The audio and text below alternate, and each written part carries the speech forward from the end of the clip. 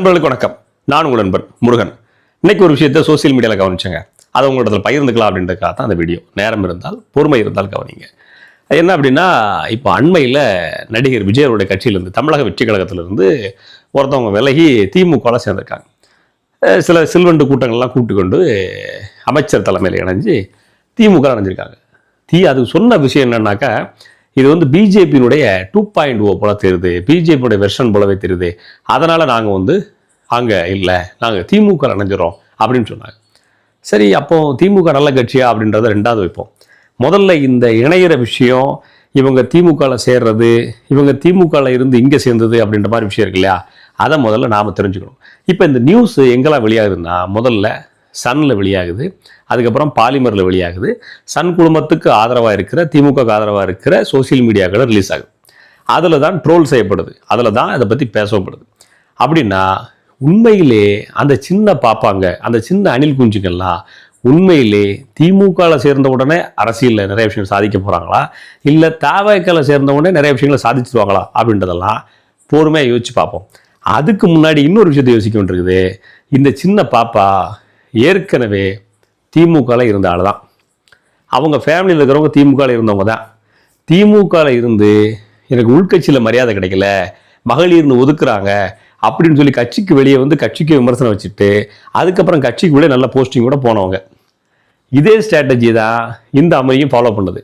இப்போ தவக கட்சியில் இணைஞ்சி தன்னை ஒரு பெரிய ஆள் காட்டிக்கிட்டு அப்படி விஷயங்கள்லாம் தோளில் துண்டை போட்டு பேசிக்கிட்டு ஒரு கட்டத்துக்கு மேலே என்ன அவங்க மதிக்கலை, என்ன அவங்க பக்கத்திலே வச்சுக்கலை அப்படின்றது போல விஷயங்களை காட்டிட்டு திமுக இணையிறது.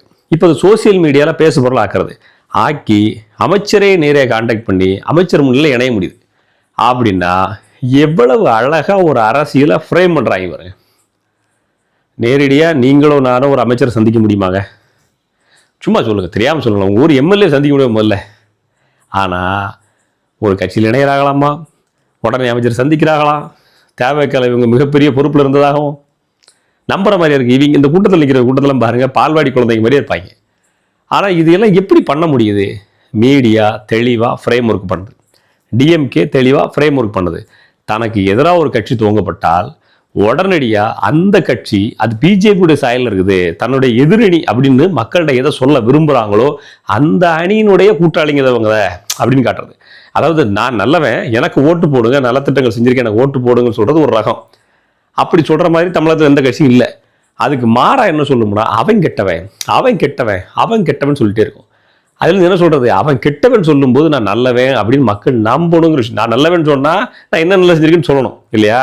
அப்போ நான் நல்லவன்னு சொல்லலை அப்படின்ற பொழுது அவன் கெட்டவன் தொடர்ந்து சொல்லிகிட்டே இருந்தா நான் நல்லவனா ஆட்டோமேட்டிக்காக மாறிடுறேன்.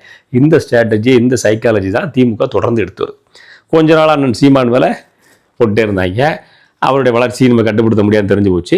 இப்போ புதுதாக கட்சி தொடங்கியிருக்கிற விஜய் அவர்கள் மேலே போட்டுட்ருக்குறாங்க.